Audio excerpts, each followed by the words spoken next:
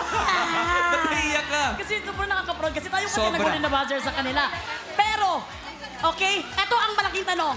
Madam Darla, ang galing mo, ha? Hindi si Darla Sorry, sorry, yan. sorry. Hindi. Hindi ako si Darla. Sorry. Ito malaking tanong. Nabilib din kaya ang mga judges natin sa performance ninyo? Yes! Ang nag-standing ovation, FMG! FMG, nag-standing ovation po kayo, sir.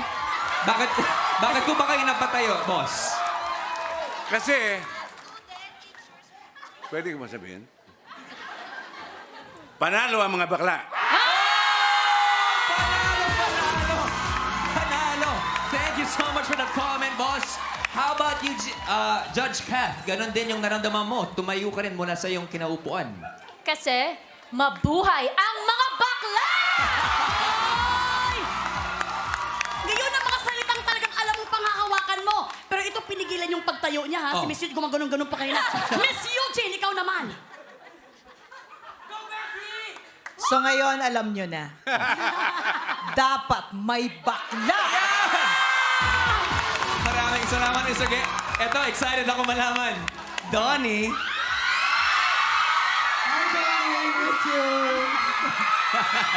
Mas na-miss kita.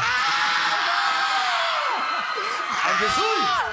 Sobrang happy ako na kayo yung pinakaunang Golden Buzzer na pinakita at kayo rin ang unang performance na nakita namin dito sa live semifinals. Thank you. You started with a bang. Thank you po! Thank you so much, Donnie. Ano man sabi niya, Fem Manila? Mabuhay, dapat... Ang mga bakla! Yes, mabuhay! Thank you. And mula sa amin ni Melay, handa na kayong rumampa para sa Grand Finals with that performance. Talaga. Lupit. Ayan, eto na. Kung gusto nyo pang mapanood ang Fem Manila or Fem Eminal sa Grand Finals, tandaan ang pangalang Fem Manila or Fem Eminal at hanapin lamang ang picture o pangalan nila. Hintayin lamang ang go signal namin para sa pagbukas ng online voting bukas matapos makapag-perform ng ika-anim na semi-finals. Once again, palakpakan po natin, Fem Manila! Job well done! Mabuhay! Ang mga bakla! Yes! Up next, ang act na nagpaluha kay Judge Eugene dahil sa kanyang golden voice. Abangan si Owen Boville sa pagbabalik ng Pilipinas Got Talent!